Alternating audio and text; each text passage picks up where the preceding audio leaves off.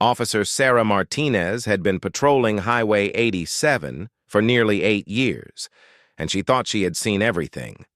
The long stretch of desert road between Phoenix and Tucson was usually quiet on weekday mornings, with only the occasional trucker or commuter breaking the monotony of her rounds. But something about the lone motorcycle speeding past her radar gun caught her attention that Tuesday morning in March. The black Harley-Davidson was moving at 78 miles per hour in a 65 zone, not excessive enough to be dangerous, but fast enough to warrant a stop. Sarah flipped on her lights and pulled out from her usual spot behind the weathered billboard advertising a long-closed diner. The motorcycle's rider seemed to notice immediately, slowing down and pulling over to the shoulder without any of the dramatic evasion attempts she sometimes encountered. As Sarah approached the stopped bike, she noticed the rider sitting perfectly still, hands visible on the handlebars. He was wearing a leather jacket despite the morning heat already climbing toward 80 degrees. When she got closer, she could see he was an older man, probably in his 60s, with graying hair beneath a black helmet that he was now removing slowly and deliberately. The man turned to face her as she approached, and Sarah immediately noticed something unusual about his posture. He sat with military precision, back straight, shoulders squared. His eyes had a faraway quality that she had learned to recognize in her years of police work, the look of someone carrying memories that weighed more than they should. "Good morning, sir," Sarah said, maintaining her professional tone while staying alert. "I clocked you at 78 in a 65 zone. Can I see your license and registration, please?" The man nodded silently and reached slowly into his jacket pocket, producing a worn leather wallet. His movements were careful and measured, the kind of deliberate actions that spoke of years of training or experience in situations where sudden movements could be dangerous. He handed over his license without speaking. Sarah glanced at the ID. Michael Joseph Connor, age 64, address in Tucson. As she looked up from the license, she noticed that Connor was staring straight ahead down the highway, his jaw clenched tightly. There was something about his demeanor that made her pause.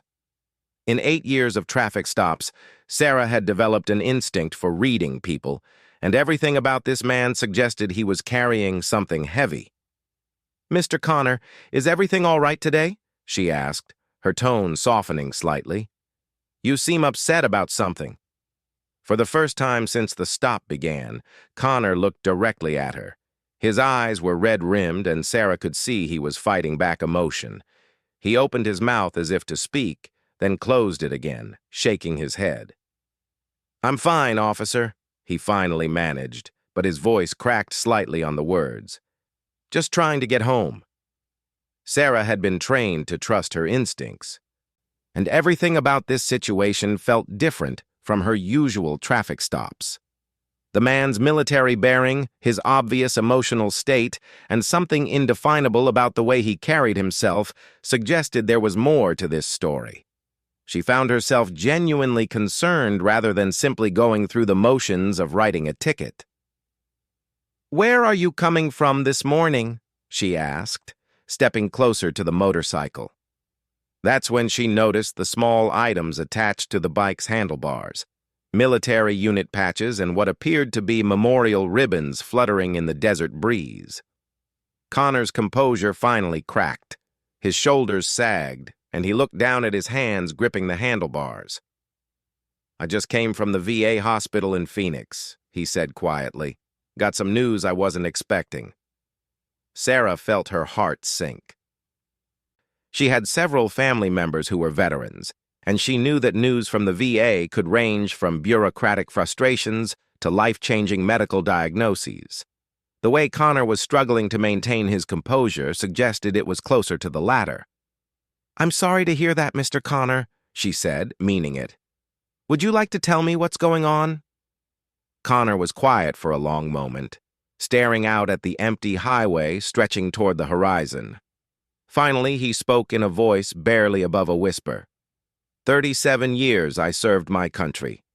Army engineer. Did 3 tours in Vietnam, 2 in Iraq, 1 in Afghanistan.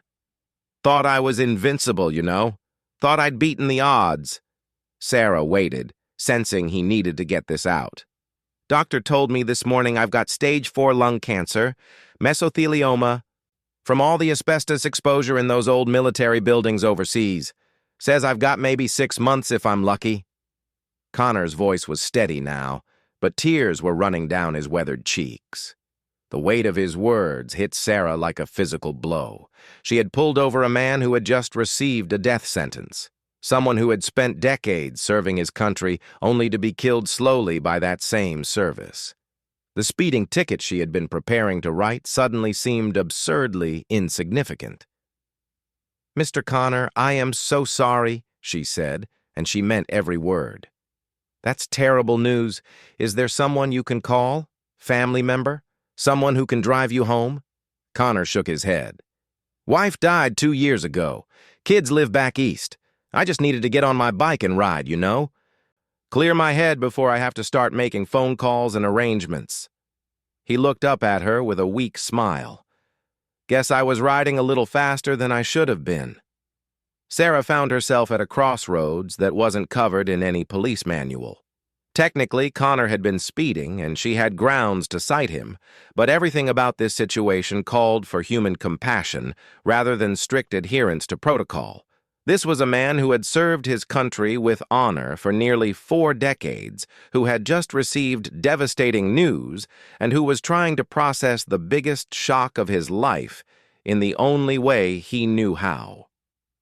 "Mr. Connor," she said, making a decision that felt right in her core. "I want you to know that your service means something. What you're going through right now isn't fair, and I can't imagine how you must be feeling." As she spoke, Sarah noticed something in her peripheral vision.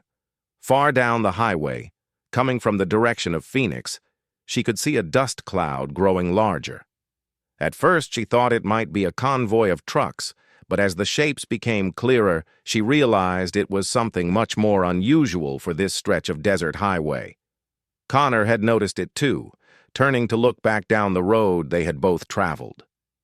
"What do you think that is?" he asked, squinting against the morning sun. The dust cloud was getting closer, and Sarah could now make out multiple vehicles traveling in formation. Military vehicles. As they approached, the lead vehicle began to slow, and Sarah could see it was a Humvee with military markings. Behind it, stretched out in a long line, were dozens more. "I have no idea," Sarah said, stepping back toward her patrol car to get a better view. "But it looks like military convoy." The lead Humvee pulled up behind Sarah's patrol car, and she watched in amazement as a figure in military fatigues stepped out. The man was tall and broad-shouldered, with the bearing of someone accustomed to command. As he approached, Sarah could see the captain's bars on his uniform and the name tape that read Reynolds.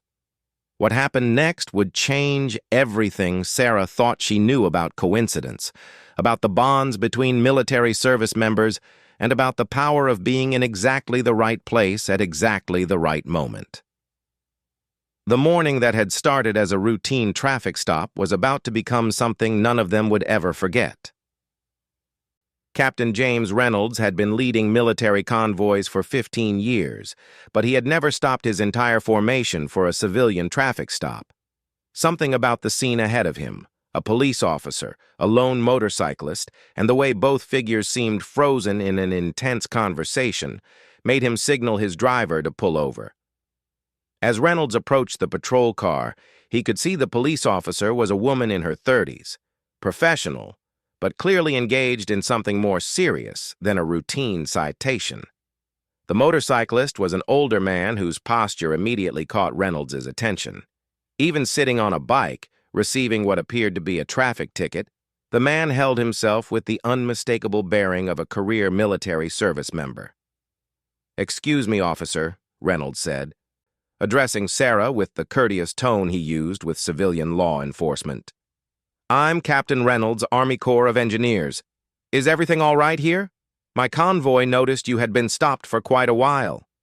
Sarah looked at the captain, then back at Connor, uncertain how much she should share about the situation. "Everything's fine, Captain. Just a routine traffic stop that turned into a longer conversation. But Connor had turned to look at Reynolds, and something remarkable happened. The older man's eyes widened with recognition, and Reynolds found himself staring back with equal surprise. "Holy hell," Connor whispered, then louder. "Jimmy? Jimmy Reynolds from Fort Bragg?" Reynolds stepped closer, studying the older man's face. Suddenly, the years seemed to fall away, and he was looking at a man who had quite literally saved his life 23 years earlier. "Sergeant Major Connor? Mike Connor? Is that really you?" The transformation in both men was immediate and profound. Connor climbed off his motorcycle with more energy than he had shown all morning, and Reynolds closed the distance between them in 3 quick strides. The two men embraced with the fierce affection reserved for soldiers who had shared danger and survived together. Sarah watched this reunion with growing amazement. Behind them, she could see curious faces peering out from the windows of the Humvees stretched along the highway. Some of the younger soldiers had gotten out of their vehicles, sensing that something significant was happening. "Officer Martinez," Connor said, his voice stronger now than it had been since the stop began. "I'd like you to meet Captain James Reynolds. 23 years ago, he was a young lieutenant fresh out of West Point, and I was his platoon sergeant in Iraq." Reynolds was grinning broadly, but Sarah could see tears in his eyes. "Sergeant Major Connor taught me everything I needed to know about keeping soldiers alive in a combat zone. I wouldn't be standing here today if it wasn't for this man." The captain turned to Sarah, his expression serious. "Officer, I hope you don't mind me asking, but what brings the sergeant major out here? Last I heard, he had retired to Tucson." Sarah looked at Connor, unsure whether she should share what he had told her. Connor seemed to understand her dilemma and nodded slightly, giving her permission. "Mr. Connor was just telling me he received some difficult medical news this morning," Sarah said carefully. "He was on his way home from the VA hospital in Phoenix." Reynolds' expression changed immediately. The joy of the unexpected reunion was tempered by obvious concern. "What kind of news, Sergeant Major?" Connor took a deep breath, looking at Reynolds, someone who represented not just his past service, but also the continuity of the military family he had belonged to for so long, seemed to give him strength. "Lung cancer, Jimmy. The kind you get from breathing too much bad air in too many bad places. Doctor says I've got about 6 months. The words hit Reynolds like a physical blow. Sarah watched as the captain processed this information, his face cycling through disbelief, anger, and profound sadness. Behind him, some of the soldiers who had gotten out of their vehicles had moved closer, sensing the gravity of the conversation. "Sergeant Major," Reynolds said finally, his voice thick with emotion. "I don't know what to say. This isn't right. This isn't fair." "Nothing about war is fair, Lieutenant," Connor replied, unconsciously using the rank Reynolds had held when they served together. "You know that. I knew the risks when I signed up, and I knew them every time I re-enlisted. I'm not angry about it." Reynolds was quiet for a moment, clearly thinking hard about something. Then he turned to look back at his convoy. 50 vehicles filled with young soldiers who represented the current generation of the Army Corps of Engineers. These men and women were the inheritors of the tradition that Connor had helped build and preserve. "Sergeant Major," Reynolds said slowly, "my soldiers need to hear this story. They need to know about the kind of man who came before them, who helped build the force they're now part of. Would you mind if I introduced you to them?" Connor looked surprised. "Jimmy, they don't need to meet some old broken-down engineer who's—" "Stop right there," Reynolds interrupted firmly. "These soldiers are heading back to base after a 3-week training exercise in desert engineering. They're tired, they're hot, and most of them are thinking about getting home and complaining about the food or the heat, or how hard the training was. They need to meet someone who spent 37 years proving what real dedication looks like." Sarah found herself deeply moved by what she was witnessing. The chance meeting between these two men was revealing something profound about military service, about the bonds between soldiers, and about the way shared sacrifice creates families that transcend time and rank. Reynolds had made his decision.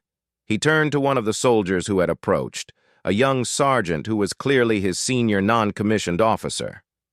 "Sergeant Peterson, I want you to pass the word back through the convoy. All soldiers are to dismount and form up on the highway. Full formation, dress right dress. We're about to meet someone very special." Peterson looked puzzled, but nodded. "Yes, sir. Should I ask what this is about?" "Tell them we're about to meet the man who wrote the book on combat engineering," Reynolds said. "Tell them we're meeting a legend."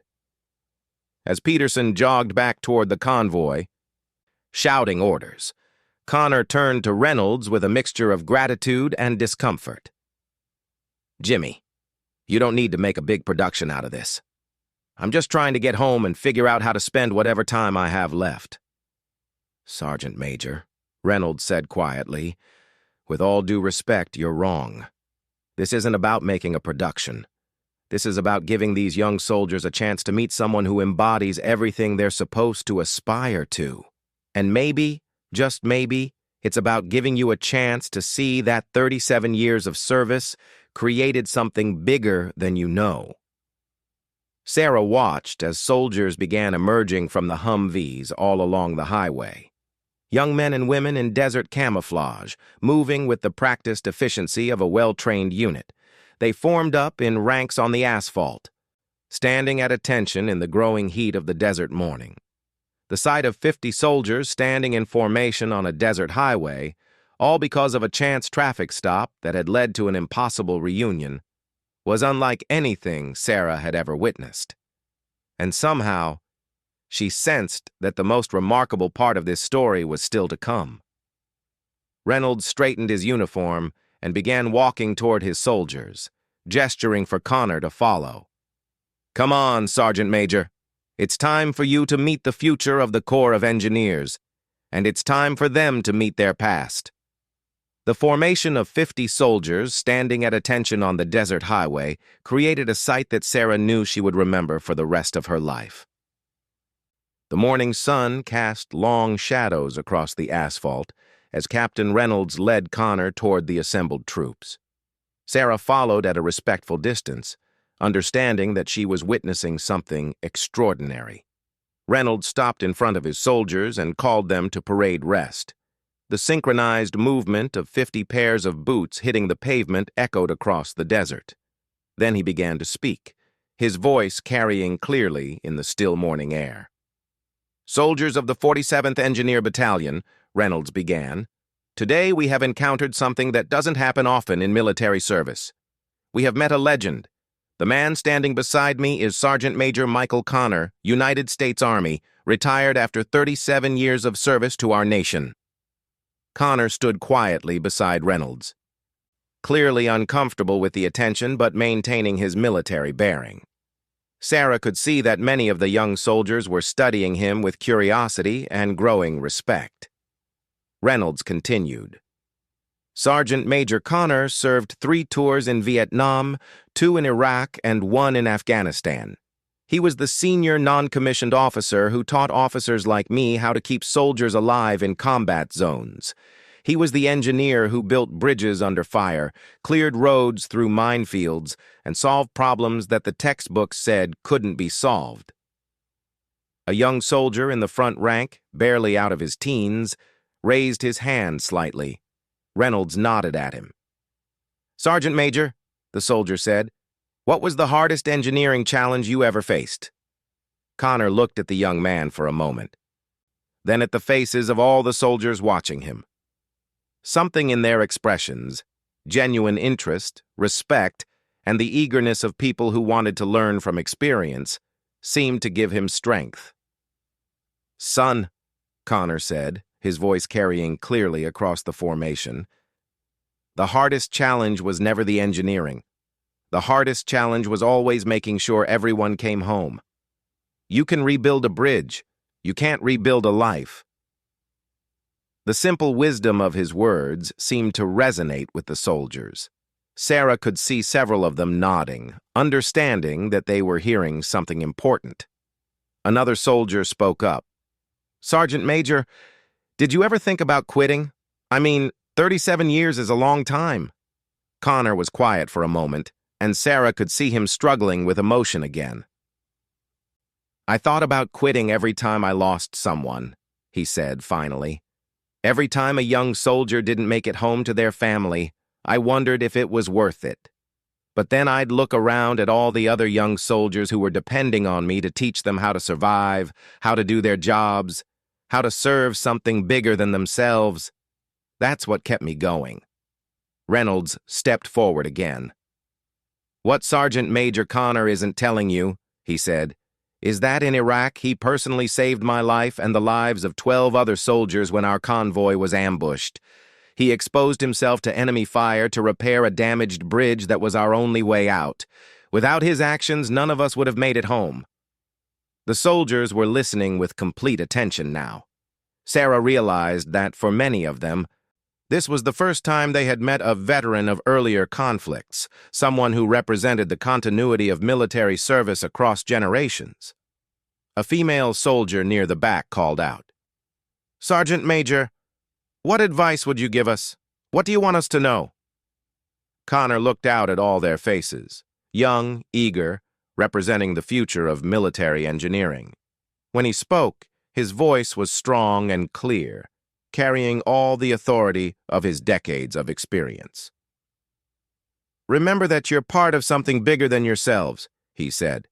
"Every bridge you build, every road you clear, every problem you solve makes it possible for other soldiers to complete their missions and come home safely. Your work matters. Your service matters. And take care of each other. Because that's what makes us more than just individuals wearing the same uniform." Reynolds made another decision that surprised everyone, including himself. "Soldiers," he called out, "present arms."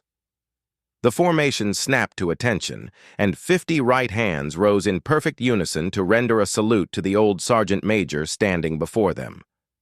Connor, despite his civilian clothes and emotional state, instinctively returned the salute with the precision that had been drilled into him over nearly 4 decades of service.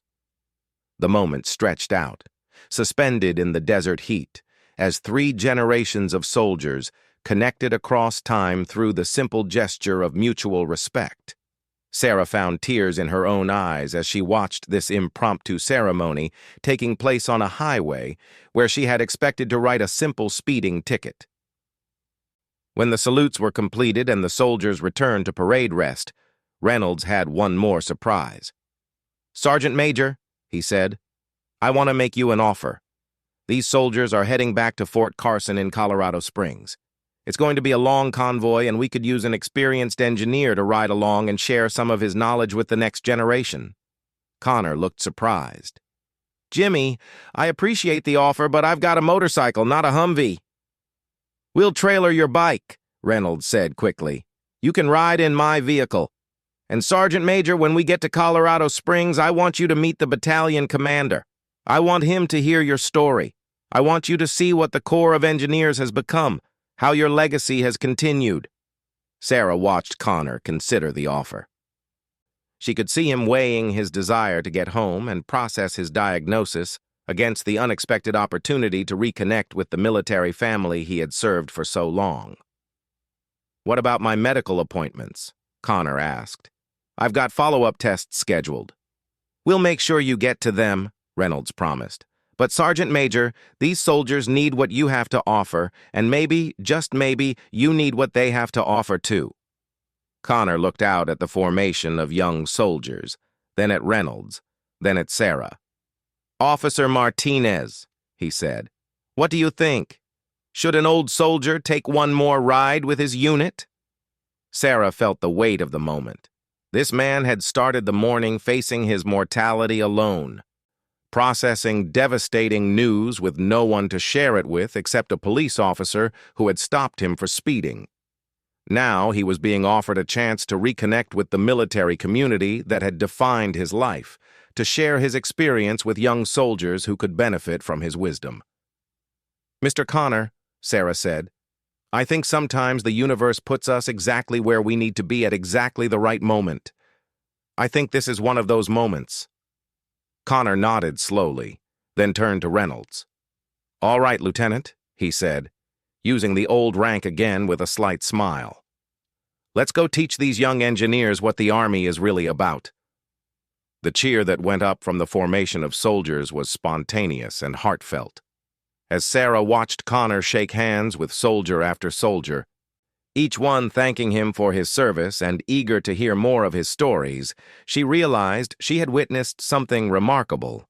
A routine traffic stop had become an impossible reunion, which had become a celebration of military service across generations. An old soldier facing the end of his life had found himself surrounded by young soldiers just beginning theirs. A highway in the middle of nowhere had become the setting for a reminder that service, sacrifice, and the bonds between those who serve transcend time, rank, and circumstance. As the convoy prepared to continue its journey with its unexpected new passenger, Sarah knew she would never look at a simple traffic stop the same way again. Sometimes, she reflected, the most important part of police work wasn't enforcing the law. It was being present for the moments when ordinary people needed someone to care, to listen, and to recognize that their stories mattered. Connor climbed into Captain Reynolds's Humvee, his motorcycle secured on a trailer, surrounded by 50 soldiers who were honored to share the road with a legend they had never expected to meet. The convoy pulled back onto Highway 87, heading toward Colorado and toward an ending that none of them could have imagined when the day began.